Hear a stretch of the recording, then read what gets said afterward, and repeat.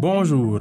Leur évocation suffit à soulever le débat. Il s'agit des organismes génétiquement modifiés plus connus sous le nom d'OGM. Si l'Afrique du Sud en est un des plus grands producteurs dans le monde et précurseur en Afrique, seule une dizaine de pays sont en phase de production active ou d'expérimentation dans le continent. Mais de plus en plus de pays réforment leur législation pour assouplir les restrictions imposées aux OGM et à leur utilisation. Dernier en date, le Sénégal en juillet. Quels sont les enjeux des organismes génétiquement modifiés sur le continent? Quels avantages pour le développement agricole des pays africains? Les OGM sont-ils vraiment nécessaires? C'est ce que nous allons essayer de comprendre dans ce nouveau numéro de Cœur de l'actu avec Moussa Ngom à la présentation. Vous écoutez Au Cœur de l'actu de BBC Afrique. En 2019, le Service international pour l'acquisition d'applications agricoles biotechnologiques estimait dans une étude que la plupart des surfaces cultivées d'OGM durant les 5 dernières années étaient le fait de pays en développement. Les cultures d'OGM constituent près de 5% des terres arables en Afrique où le Burkina Faso s'est lancé en 2008 dans la production du coton génétiquement modifié pour lutter contre les attaques de chenilles. Cette expérience a tourné court car 8 ans plus tard, ce type de coton a été abandonné. Retour sur cette expérience avec Simon Gongo. L'idée du coton génétiquement modifié a été adoptée au Burkina au début des années 2000 pour contrôler les infections des ravageurs après une attaque sans précédent de coton lors de la campagne 1996-97 qui a porté un coup à la filière. En 2003, les autorités engagent la firme américaine Monsanto pour croiser les gènes du coton burkinabé et américain afin d'aboutir à une semence qui résiste aux attaques. Kambini Kebo, producteur de tuiles à l'ouest du pays, fait partie des pionniers à expérimenter. Il en voit plus d'avantages. Le coton modifié résiste mieux à la sécheresse. Deuxièmement, le coût à l'hectare est moins que le conventionnel. Troisièmement, ça va réduire la pénibilité des traitements. Tu vas gagner en temps. Puis en plus de ça aussi, quand tu manipules moins les insecticides, tu as moins de chances aussi d'être intoxiqué. Sur le plan agronomique, reconnaît Ali Compaoré, directeur général de la société cotonnière de Gourma à l'est du pays, il y a des motifs de satisfaction. 2 problèmes se posent en revanche aux sociétés cotonnières, dit-il. La réduction du rendement et grainage et celle de la longueur de la fibre, qui entraîne de grosses pertes économiques. Nous, on était des rendements égrenage de 42%, alors qu'avec la nouvelle variété, on était sur des soies courtes qui correspondent à un autre type de marché. Alors que nous avons prôné dès le départ pour le label coton burkinabé, où on gardait toutes les caractéristiques technologiques de la fibre burkinabé. En 2016-2017, la production des OGM est réduite de 70% et en 2018, le pays met fin à sa production et relance la culture du coton conventionnel. Le sujet divise producteurs et sociétés cotonnières qui mettent en œuvre la politique de production du coton au Burkina. Les citoyens qui craignent l'extension des OGM aux produits alimentaires l'avaient désapprouvé en majorité. Selon Ali Compaoré, le pays n'est pas fermé à la reprise de la production de coton génétiquement modifié. Simon Gongo, BBC Afrique, Ouagadougou. Pour parler des OGM, nous sommes avec M. Mamadou Hamad Diko, professeur titulaire de biochimie et de biotechnologie à l'université Joseph Kizerbo. Bonjour professeur. Oui, bonjour. Mais de quoi s'agit-il lorsqu'on parle d'OGM? Les biotechnologies, on avait l'ancienne génération, c'était tout ce qui concernait par exemple les fermentations. La deuxième génération, c'est tout ce qui est des greffes qu'on faisait, et ça n'a pas eu de problème en Afrique. L'amélioration végétale en faisant des greffages ou la sélection végétale, ce sont des formes de biotechnologie. La troisième génération, c'est les organismes génétiquement modifiés, notamment la transgénèse, c'est-à-dire prendre un gène d'un organisme A pour mettre dans un organisme B pour améliorer un caractère. Ça peut être le rendement, ça peut être la résistance à la sécheresse, ça peut être une couleur même qu'on veut attribuer au nouvel organisme. Mais actuellement, on est au stade où on peut faire des modifications à l'intérieur même d'un même organisme sans apporter un autre gène extérieur. Quels sont les avantages, les opportunités que l'Afrique pourrait tirer de la biotechnologie? Oui, beaucoup, parce qu'on a beaucoup de plantes actuellement locales et qui sont atypiques. Le sorgho, par exemple, ça a été le génome a été séquencé intégralement depuis 2009.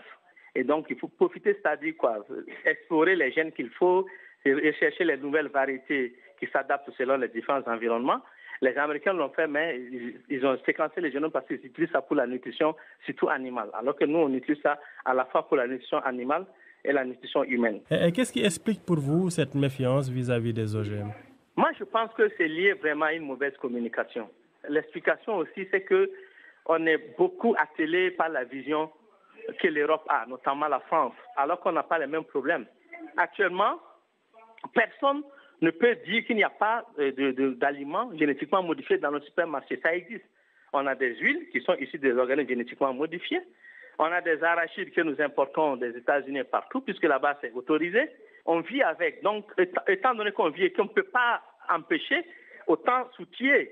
Au Sénégal, une nouvelle loi sur la biosécurité a été votée, un texte qui permettra de tirer le maximum de profit des avantages qu'offre la biotechnologie moderne, a indiqué le ministre de l'Environnement sénégalais dans son face-à-face avec les députés. Monsieur Ousseynou Kassé, vous êtes le directeur de l'Autorité nationale de la biosécurité. Quelles sont les motivations de cette nouvelle loi qui ouvre la porte aux OGM? Oui, il faut préciser que ce n'est pas une loi qui ouvre la porte, mais c'est une modification d'une loi qui existait. Le Sénégal dispose d'une loi depuis 2009, la loi 2009-27. C'est cette loi qui a été réaménagée pour permettre au Sénégal de se conformer à ses engagements sur le plan international. Il y a eu des événements majeurs. Après 2009, il y a eu Nagoya Kuala Lumpur pour 2010. Et ensuite, au niveau de la CEDEAO, il y a l'adoption d'un règlement qui est d'application directe pour les pays membres. Et donc, le Sénégal devait modifier sa loi de 2009 pour arranger tout cela.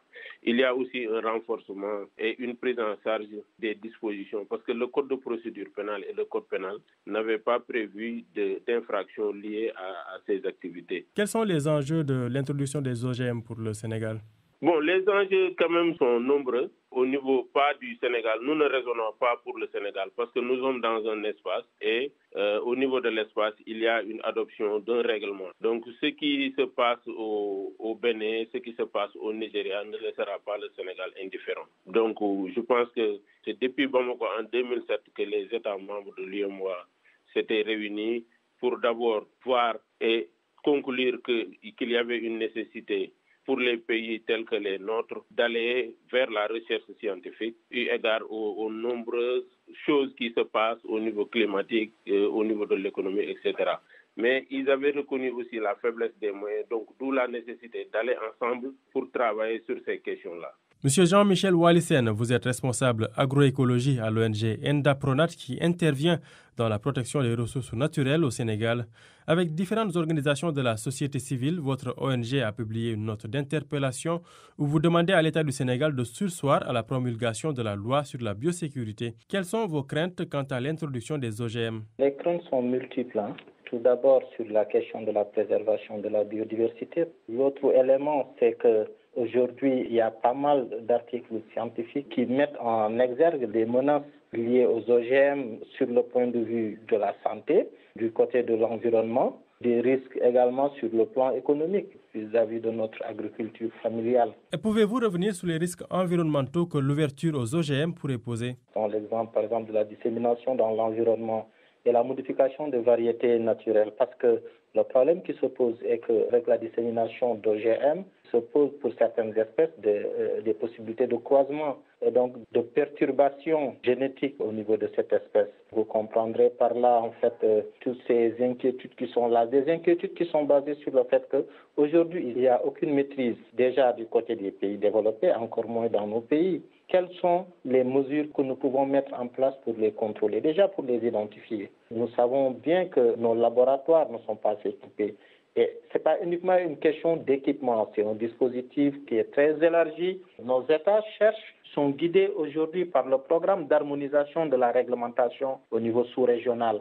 Si on sait déjà que cette réglementation, cette idée d'harmonisation est dirigée par les firmes qui soutiennent la biotechnologie, c'est les Monsanto, c'est les Syngenta, on comprend bien que ce sont des choses qui nous sont imposées de l'extérieur.